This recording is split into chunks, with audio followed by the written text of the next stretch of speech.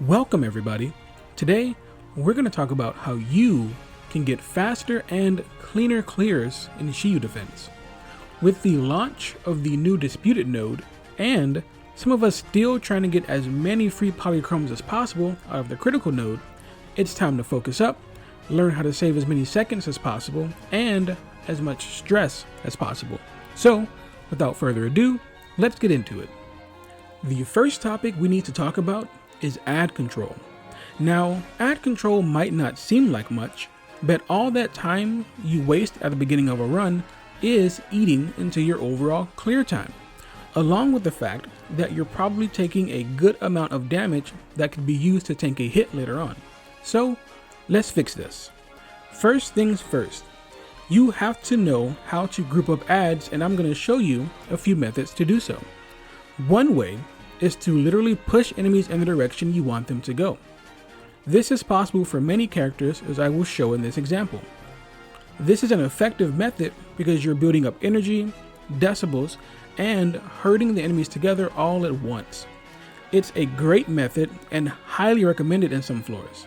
But what happens when there is a ranged enemy that just won't group up or stay grouped up? Well, we fight that ad specifically. If you fight on top of a ranged enemy and don't focus on pushing them into the others, then the melee enemies will come to you. This is the method I primarily use in higher floors, as it does net me the most success. This will guarantee you deal with the ranged enemy in a quick amount of time, as well as the melee enemies, as they will be sure to chase you down wherever you go. It's killing two birds with one stone. The next two methods I'm going to mention play on the previous two, and one is using Nicole to group enemies up with her chain attacks or her EX special. If you did not know by now, when you use Nicole, you can hold her EX special while rotating your left stick in a circular fashion, and for PC, I believe you can just spam your WASD keys as fast as possible to get the same result. She will sit on her suitcase and plug her ears, charging up a big suck, and the best thing about this is that she is immune to all damage while charging. Also, the longer you charge, the longer the suck stays on the field, which is fantastic. This is great for charging into groups of enemies and using it to gather them up while also taking no damage and almost always triggering a chain attack or quick assist to burst them down. Now, the other method involves Koleda. Koleda having a burst stun that's already charged as soon as you load in is insane.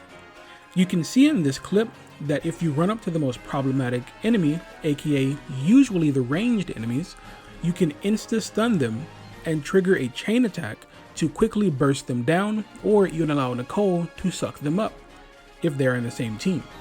This will save you a ton of time and will always be better than chasing enemies down one by one.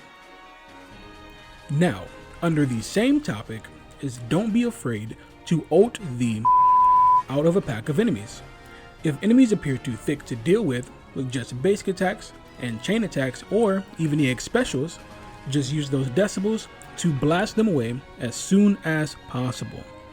This will save you a ton of time in getting to the boss faster, or just dealing with annoying ads in general when a boss is present, especially since some bosses take reduced damage if other ads are still alive. Next up, we have our second topic, and that is squad goals. As funny as it sounds, this is very serious when it comes to Shiyu defense, as it will determine your playstyle for the floor you're currently going against. For starters, you need to make the decision to run either a 2-man team or a 3-man team.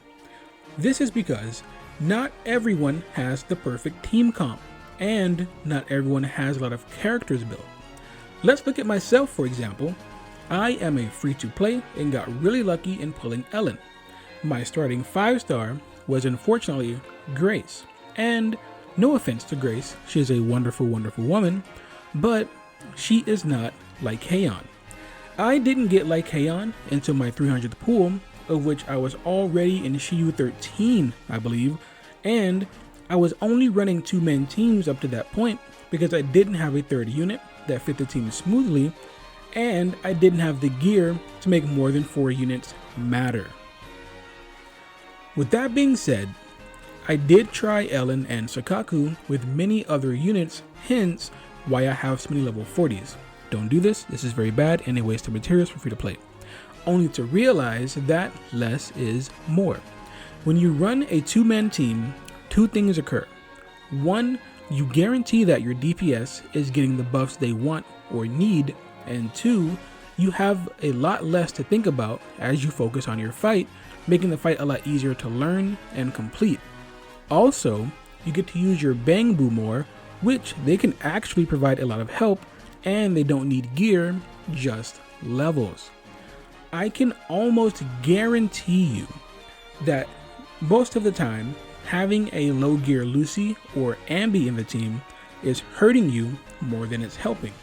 Now, this isn't always the case, but I do recommend you try a 2-man team that synergizes well with each other, especially if you are struggling to manage your current team comp or you feel like one of your units is doing literally nothing.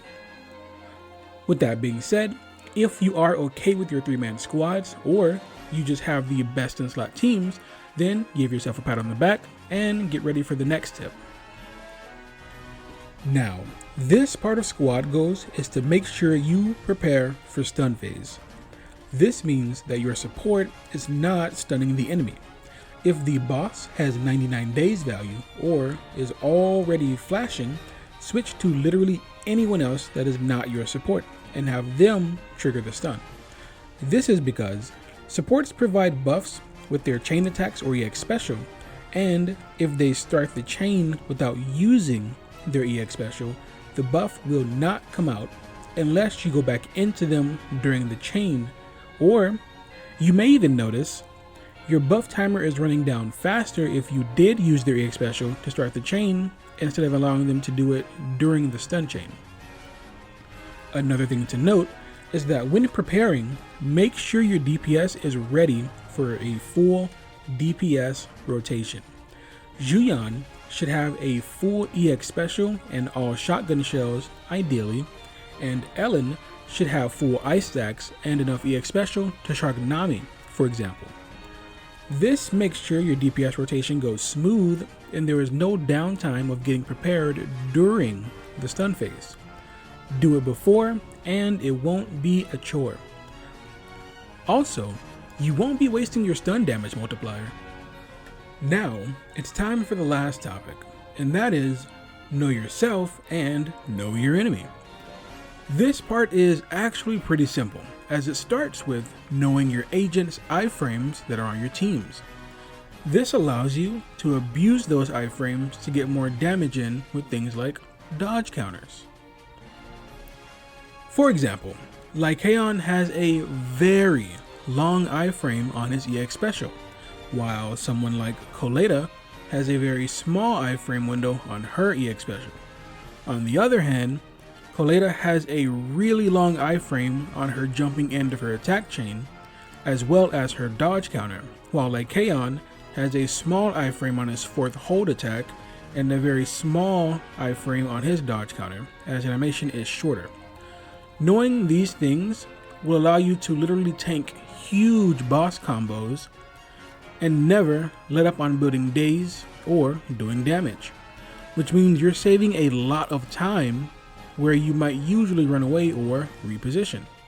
And speaking of running away, the last thing I want to cover is learn the boss's non-telegraphed attacks, and this is mostly in those higher levels of Shiyu. Bosses start to have non-telegraphed attacks, meaning they can't be parried and have no flash at all. For example, the Dullahan Ethereal striking its pose, or the big robot on floor 10 doing a double floor thump, does lots of damage, and those skills are not telegraphed at all. Learning to read these types of moves will allow you to easily dodge counter when it appears and stay aggressive, as mentioned before. Now, that's all I have for you today. Sorry for tricking you guys, as I did talk about 3 topics, but they were also kind of 3 topic bundles. But if you did stay for the whole thing, Thanks for watching. Please leave a like and comment down in the comment section below. Subscribe if you haven't already, as it does help the channel, and I hope you guys have a wonderful day.